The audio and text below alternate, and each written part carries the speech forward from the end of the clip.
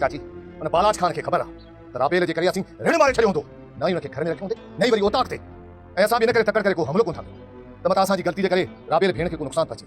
कुछ भी हुजे जावेद, पर जेकॾहिं मल्हार ॿार हुजे न त बालाच जो गोश्त मिटी खाई वञे हा। मां यार मुंहिंजी मल्हार शेर दिल में सूर में वापसि बि कोन थो वञे। सारा को असां परिया पिया पर जेकॾहिं असां जज़्बाती थींदासीं त हू ज़ालिम न्याणी खे नुक़सान पहुचाईंदो।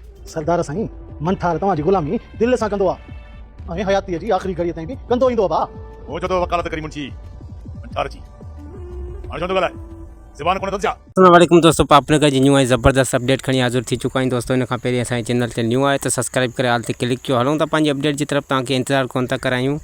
जी दोस्तों, तव्हांखे ॿुधाईंदो न त नेक्स्ट एपिसोड में तव्हांखे ॾिसण लाइ मिलंदो त सारंग जी चाची संदसि पुछंदी त ॾियो हाल वाल राबेल जो छा थियो तंहिंखे हुन सारंग तंहिं ते ॿुधाईंदो त कॾो को जेको आहे त राबेल आज़ादु थी वञे। बालाज खान खे इहा ख़बर आहे त हू जेको आहे त न चोटीअ जो ज़ोर लॻाईंदा, इन जे करे हुन बालाज खान न राबेल खे घर में रखियो आहे, न ओताक में अलाए कहिड़ी जाइ ते हुन जेको राबेल खे लिकायो आहे। ऐं नेक्स्ट एपिसोड में इहो बि तव्हांखे ॾिसण लाइ मिलंदो त मल्हार जेको आहे त गमदिल खे मयार ॾींदे चवंदो जे अगरि मां ॿाहिरि हुजां त बालाज खान जी जेको गोश्त आहे उहो मिटी खाई वञे हा, ऐं कॾो को जेको आहे त बालाज खान जी हस्ती मां मिटाए चुको हुजां।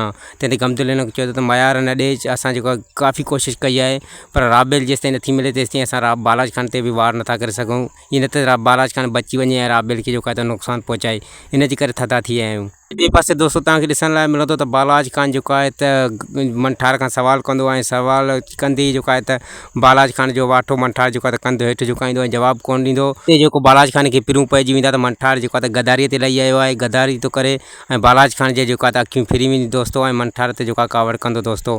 उमेदु आहे त वीडियो तव्हांखे पसंदि आई हूंदी। वधीक वीडियो ॾिसण ऐं ॿुधण लाइ सब्सक्राइब कयो असांजे चैनल खे दोस्तों। वरी मिलंदासीं नेक्स्ट वीडियो सां गॾु। ख़ुदा हाफ़िज़।